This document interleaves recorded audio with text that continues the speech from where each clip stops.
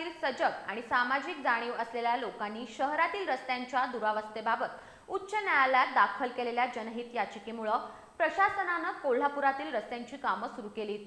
याबाबत समाधान व्यक्त करून प्रशासनानं रस्ते दुरुस्त करण्यासाठी सकारात्मक पावलं उचलायला सुरुवात केली आहे, असा उल्लेख आज कोल्हापूर सर्किट बेंचमधील न्यायमूर्ती मकरंद कर्णिक आणि न्यायमूर्ती अजित कडेठाणकर यांनी सुनावणी दरम्यान केला आहे। आता या संदर्भातील पुढील सुनावणी 18 डिसेंबरला होणार आहे।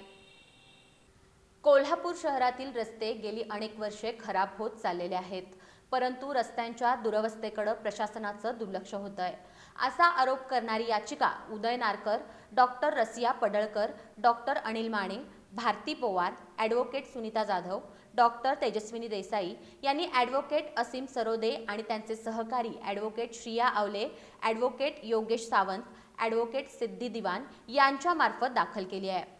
आज कोल्हापूर सर्किट बेंच इथं न्यायमूर्ती मकरंद कर्णिक आणि न्यायमूर्ती अजित कडेठाणकर यांच्या समोर या संदर्भात सुनावणी पार पडली।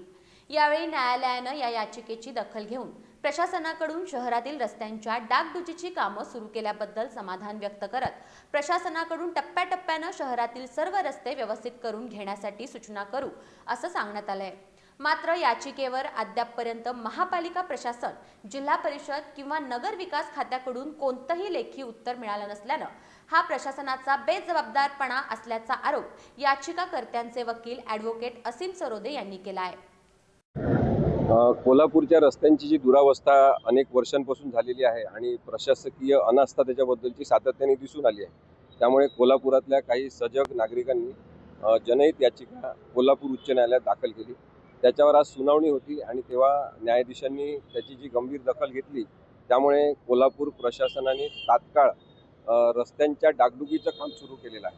आणि चांगली गोष्ट म्हणजे न्यायालयाच्या सुद्धा हे लक्षात आलं की डागडुजीचं काम सुरू झालेलं आहे। जेव्हा आम्ही सांगितलं की डागडुजी ही अशास्त्रीय पद्धतीने, अवैज्ञानिक पद्धतीने होते आहे, तेव्हा न्यायाधीशांनीच मला थांबवून हे सांगितलं की निदान काम सुरू झालेलं आहे, त्यामुळे आपण आता टप्प्याटप्प्याने हे काम कसं चांगलं होईल याच्याकडे लक्ष दिलं पाहिजे।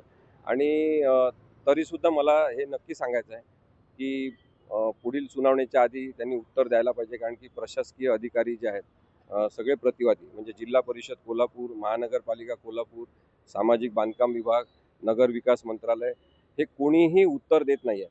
2 तारखा झाल्या पण त्यांनी लेखी उत्तर अजूनही सादर केलं नाही आणि आज सुद्धा लेखी उत्तर देण्यासाठी वेळ मागितली।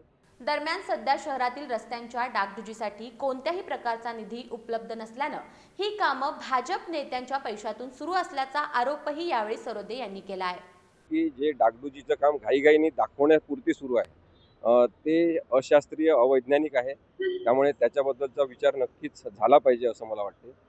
दुसरं, आता जी माहिती काही याचिकाकर्त्यांकडून मला मिळाली तर महानगरपालिकेला किंवा कोणत्याही प्रतिवादींना म्हणजे जिल्हा परिषदेला किंवा नगर विकास कोणालाही कोणताही फंड उपलब्ध करून देण्यात आलेला नाही आणि येथील भारतीय जनता पक्षाच्या काही नेत्यांच्या पैशांनी ही डागडुजी होत आहे, कारण की निवडणुकीपुरती त्यांना रस्ते चांगले होत आहेत असं दाखवायचं आहे।